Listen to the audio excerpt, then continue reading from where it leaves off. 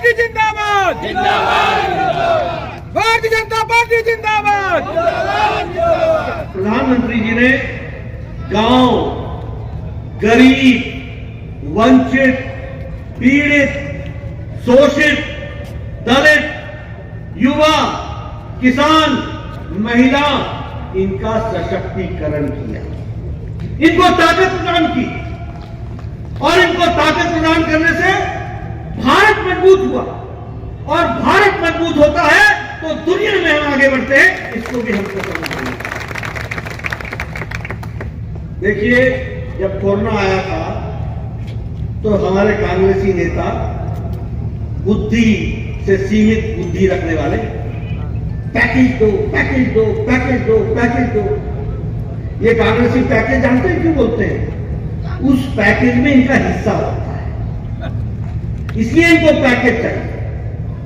मोदी जी ने कहा हम पैकेज नहीं देंगे, हम अपनी जनता को मजबूती देंगे और उनके विकास के लिए हम काम करेंगे और उसको आज प्रधानमंत्री गरीब कल्याण अन्न योजना में 80 करोड़ जनता को 5 किलो गेहूं या 5 किलो चावल, 1 किलो दाल देकर के कोई भूखा भारत में सोएगा नहीं, इसकी व्यवस्था की ये भारत में। और आपको मालूम है, कोरोना में जब ये प्रधानमंत्री गरीब कल्याण अन्न योजना में 80 करोड़ की जनता को यह अनाज दिया गया, तो उस समय मोदी जी के दिमाग में क्या था? मोदी जी के दिमाग में यह था कि जब 100 साल पहले महामारी आई थी तो महामारी से मरने वालों की संख्या से ज्यादा लोग भूखमरी से मर गए थे, इसलिए हमको सबको भोजन पहुंचाना है और कोई भूखा न सोए, इसकी व्यवस्था। भारतीय जनता पार्टी जिंदाबाद। इसका फर्क जानते हैं क्या हुआ है? इसका फर्क ये हुआ है कि आज अंतर्राष्ट्रीय संगठन इंटरनेशनल मॉनेटरी फंड ये कहता है कि भारत में 13.5 करोड़ लोग, 12% से ज्यादा की आबादी गरीबी की रेखा से निकल गई है और वो ऊपर आ गई है, ये और इंटरनेशनल मॉनेटरी फंड ये भी कहता है कि भारत में अति गरीबी अब 1% से भी कम रह गई है। आपको जानकर खुशी होगी कि उज्ज्वला योजना में, बताइए, राखी के दिन 200 रुपए की सब्सिडी उन्होंने गिफ्ट दिया कि नहीं दिया? और उसके बाद 100 रुपए की सब्सिडी दी कि नहीं दी? और इसके साथ साथ 9.5 करोड़ उज्ज्वला गैस के कनेक्शन दिए गए और मध्य प्रदेश में 82 लाख कनेक्शन दिए गए और आपके रीवा में 2,85,000 गैस के कनेक्शन दिए गए।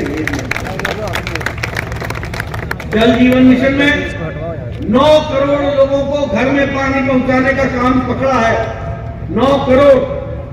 और जल जीवन मिशन में यह भी तय हुआ है कि 9 करोड़ को जहां पानी देंगे, घर घर नल का पहुंचाएंगे, वहीं आपके यहां 1.5 लाख लोगों के घर में पानी का कनेक्शन पहुंचा दिया गया है, ये भी हमको याद है। अगर प्रधानमंत्री किसान सम्मान निधि की बात करें तो 12 करोड़ किसानों को हर चौथे महीने 2-2 हजार रुपए मिलता है कि नहीं मिलता है? मिलता है कि नहीं मिलता है?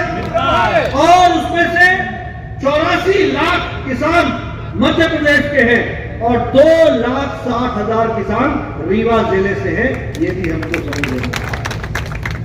आयुष्मान भारत जिसकी चर्चा अभी राजेंद्र जी कर रहे थे, ये भी लंबे समय से विधायक है, नागेंद्र जी भी लंबे समय से विधायक है, जनार्दन जी सांसद है। पूछिए इनसे, मोदी जी के आने के पहले हम चिट्ठी लिखा करते थे प्रधानमंत्री को, हम चिट्ठी लिखा करते थे मुख्यमंत्री को, मेरे इलाके में एक गरीब आदमी है, उसका बाईपास होना है, उसको 1.5 लाख रुपए चाहिए, कृपया अनुशंसा कीजिए। और हमको चिट्ठी आती थी, हमने आपको मुख्यमंत्री फंड से 1 लाख रुपए दिया है। हम कहते थे हमें 1.5 चाहिए, वो कहते थे 1 दिया है।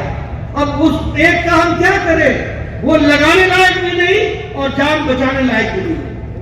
मोदी जी ने कहा आयुष्मान भारत, 12 करोड़ 78 लाख परिवार, 50 करोड़ लोग, भारत की 40% की आबादी को, और ये गरीब लोग, रेड़ी वाला, फेड़ी वाला, रिक्शा वाला, ठेला वाला, बस का ड्राइवर, बस का क्लीनर, ऑटो ड्राइवर, टैक्सी का ड्राइवर, कूड़ेदान से प्लास्टिक इकट्ठा करने वाला व्यक्ति, बाल काटने वाला हमारा भाई, ऐसे गरीब लोगों को, 50 करोड़ लोगों को मोदी जी ने हर साल 5 लाख रुपए का इलाज की व्यवस्था की। नरेंद्र मोदी जिंदाबाद।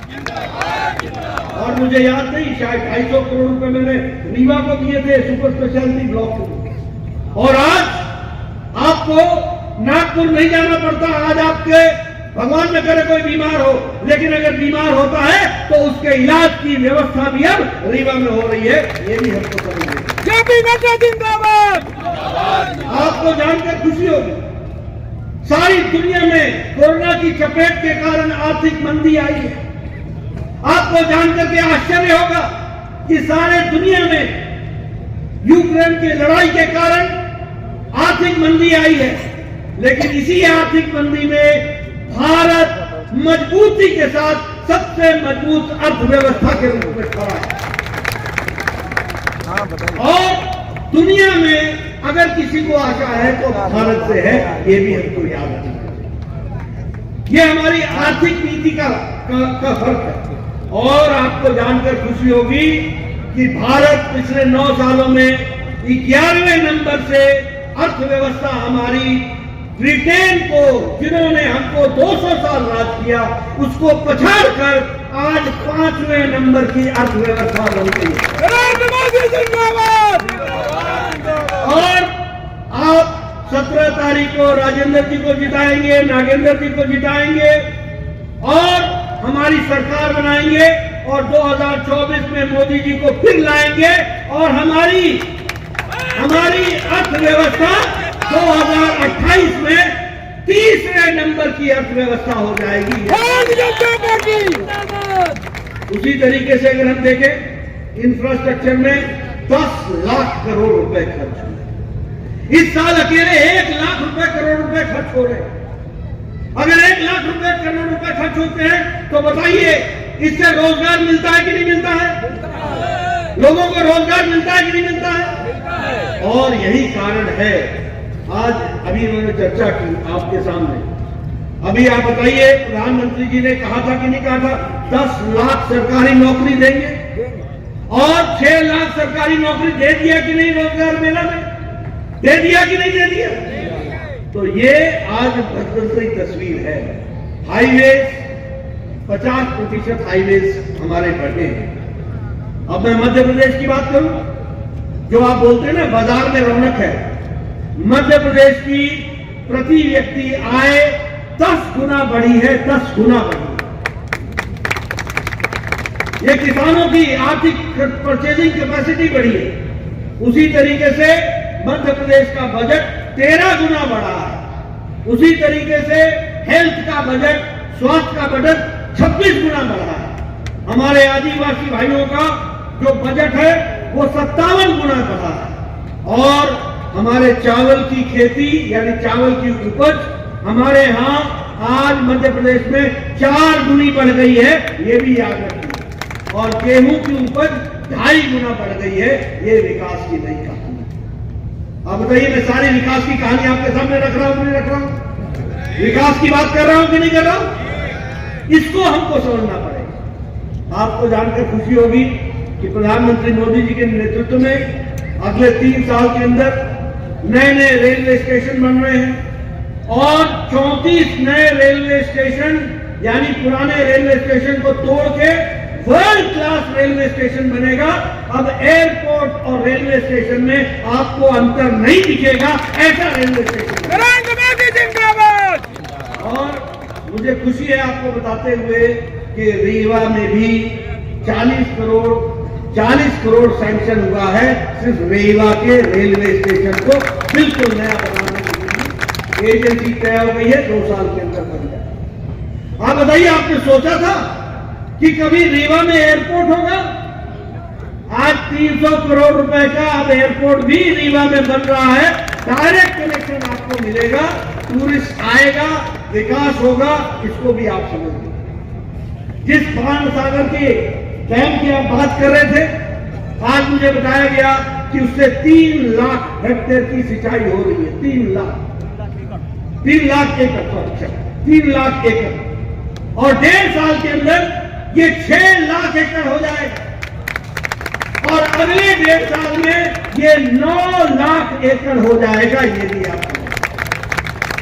बताइए, रीवा बदलेगा कि नहीं बदलेगा? एयरपोर्ट आने से यहाँ विकास होगा कि नहीं होगा? रेलवे स्टेशन अच्छा बनने से टूरिस्ट आएंगे कि नहीं आएंगे? बाजार में रौनक आएगी कि नहीं आएगी? विकास होगा कि नहीं होगा? ये आज बदलती तस्वीर है। मैं आपके सामने, अगर आपको ये अपने विंध्या एक्सप्रेस वे की बात करूं, जिसमें सिंगरौली तक सड़क जा रही है, अब इसमें रीवा भी आता है, आपका भी विकास होगा। उसी तरीके से नर्मदा के प्रगति पथ का हर जगह हाईवेज के बनने का काम चल रहा है, इसको भी हमको समझना चाहिए। इतना ही नहीं, पिछड़ा आयोग, हमारे सामान्य वर्ग के कल्याण आयोग, हमारे विश्वकर्मा कल्याण आयोग, इस तरीके से भी समाज के सभी वर्गों को जोड़ने का काम है। मैं यहाँ आपसे एक बात बताना चाहता हूँ। मैंने तो आपको विकास की यात्रा बता दी, लेकिन आपसे पूछता हूँ, एक तरफ हमारी विकास यात्रा है, दूसरी तरफ कांग्रेस की माध्यम से आपकी विनाश यात्रा की तैयारी हुई थी कि नहीं हुई थी? हुई थी। घोटाले हुए थे कि नहीं हुए थे? कोयला घोटाला हुआ था कि नहीं हुआ था? आप बताइए, अगस्ता वेस्टलैंड का घोटाला हुआ था कि नहीं हुआ था? 2G घोटाला हुआ था कि नहीं हुआ था? कॉमनवेल्थ गेम का घोटाला हुआ था कि नहीं हुआ था? आप बताइए कि कमलनाथ ने कहा था कि नहीं कि 10 दिन में किसानों का कर्जा माफ होगा, और आज 11 लाख किसान, 11 लाख नहीं 12 लाख किसान डिफॉल्टर हो गए कि नहीं हो गए? आप बताइए, इरिगेशन कॉम्प्लेक्स का घोटाला हुआ कि नहीं हुआ? कितने का हुआ? 4100 करोड़ रुपए का। आप बताइए, ये वेयर हाउस की खरीदी में घोटाला हुआ था कि नहीं हुआ था? आप बताइए, कमलनाथ के OSD officer on special duty के घर से करोड़ रुपए निकले थे कि नहीं निकले थे? अब बताओ, काजल की कोठरी में रहोगे तो काली लागेगा कि नहीं लागेगा? बताइए, अगर officer on special duty to Kamal Nath के घरों में करोड़ों रुपए पड़े हैं तो क्या घोटाला होगा? सिंचाई परियोजना घोटाला हुआ कि नहीं हुआ? कृषि खरीद में यंत्र घोटाला हुआ कि नहीं हुआ? छात्रवृत्ति घोटाला हुआ कि नहीं हुआ? छात्रों के स्कॉलरशिप में घोटाला हुआ कि नहीं हुआ? तो एक तरफ घोटालों की सरकार और एक तरफ विकास की सरकार। आप बताइए, कमल खिलेगा कि नहीं खिलेगा? नीचे से बताइए, खिलेगा कि नहीं खिलेगा? ये आपके हितों की रक्षा करने के लिए आवश्यक है, और इसलिए आपसे मैं निवेदन करने आया हूं। एक तरफ घोटालेबाज, हर तरीके का घोटाला, हर तरीके का भ्रष्टाचार, हर तरीके का निकम्मी सरकार का योजन, और एक तरफ काम करने वाली सरकार है। और इसलिए, और राजेंद्र शुक्ला जी आप जानते हैं, लंबे समय से राजनीति में है, आपके साथ जुड़े रहे हैं कि नहीं जुड़े रहे हैं? विकास किया है कि नहीं किया है? इनको आपका आशीर्वाद मिलेगा कि नहीं मिलेगा?